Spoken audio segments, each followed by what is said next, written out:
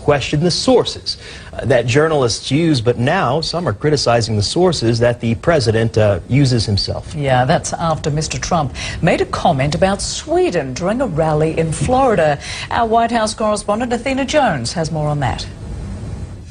The president's comments at that Melbourne rally on Saturday, suggesting there may have been some sort of terror incident in Sweden on Friday night, left a lot of people all around the world scratching their heads. The president later Sunday tweeting that he was referring to a Fox News report that aired on Friday night. Here's some of what that report had to say. Perhaps no nation on earth is more committed to accepting foreign migrants and refugees than Sweden. 2016 alone, the country accepted more than 160,000 asylum seekers, despite having a population of less than 10 million people. Only 500 of these migrants were able to get jobs in Sweden. But if these arrivals aren't able to work, they're at least able to commit crimes.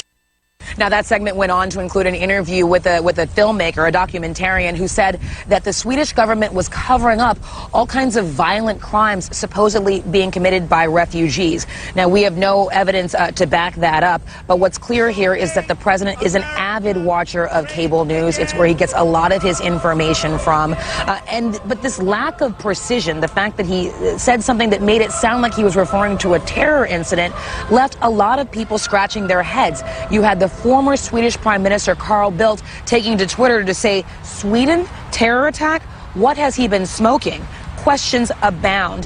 The fact of the matter is that the president often repeats things that he's heard or read without checking, and this has become a problem. It shows that the president's words matter and that a lot of people all around the world are listening very, very closely to what the president says.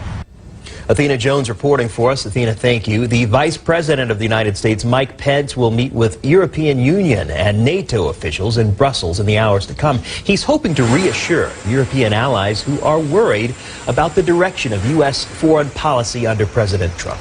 Pence spoke at the Munich Security Conference on Saturday and said the U.S. supports NATO and stands with Europe.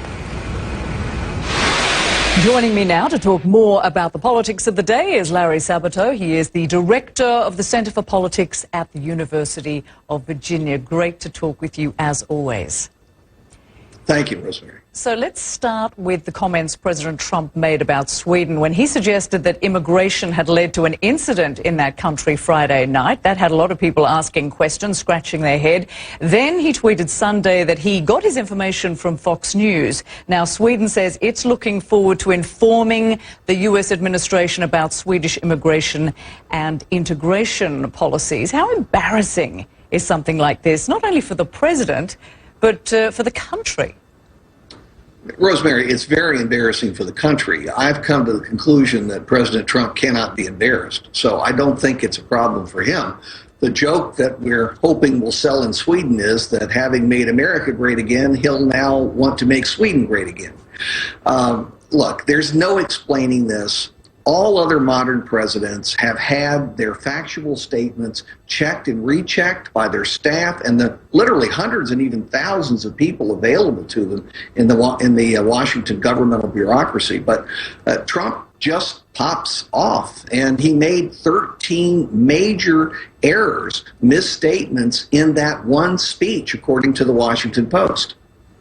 Well, it is interesting, though, because he just seems to get away with it, doesn't he? And his base doesn't seem to be concerned.